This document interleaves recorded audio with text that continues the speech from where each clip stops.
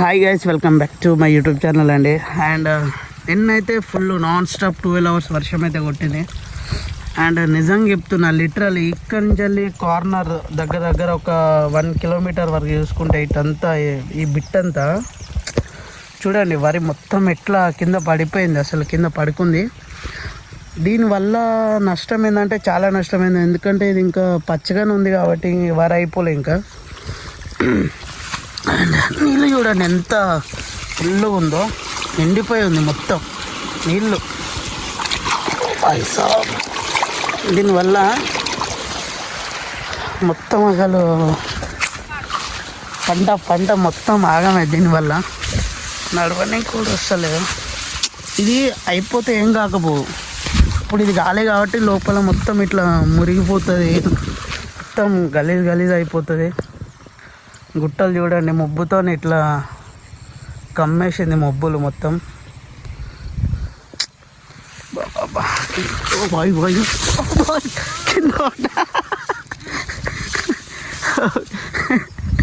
కింద పడ్డా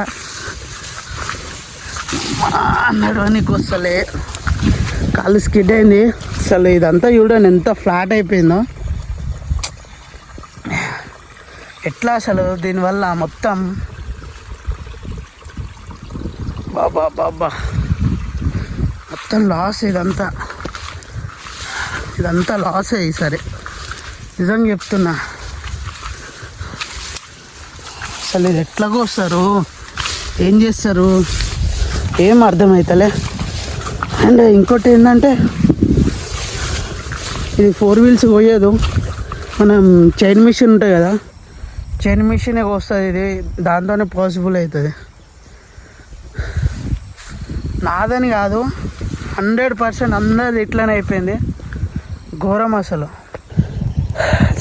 వీడియో చూసారు కదా, ఇంత ఘోరంగా అసలు ప్రతి ఒక్క అందరి వరి ఇట్లనే ఉన్నది. మొత్తం కింద ఫ్లాట్ అయిపోయింది. దీనివల్ల అసలు నిజంగా చెప్పాలంటే చాలా లాస్ అనే చెప్తున్నా. ఎందుకంటే ఇంత పెట్టుబడి పెట్టి మొత్తం ఇంత లాస్ అవుతుంది అనుకోలే. చూడండి ఎట్లా పడుకొని ఉందో. ఇది ఎట్లా కూస్తారు అసలు, ఛాన్సెస్ ఉందా పోయేనికి? అసలు ఎట్లయితుంది? ఇది ఇంకా కాలే వరి.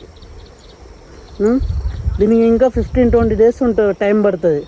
ఈ 15-20 days ఇది ఎట్లుంటుంది, వరి మొత్తం ఖరాబ్ అవుతుంది. దీనికైతే నష్టపరిహారం కట్టేయాల్సిందే గవర్నమెంట్, అంతే కదా. ఎందుకంటే రైతులని ఆదుకోవాలి కదా ఇలాంటి టైంలోనే. ఓ మై గాడ్, ఘోరం అసలు.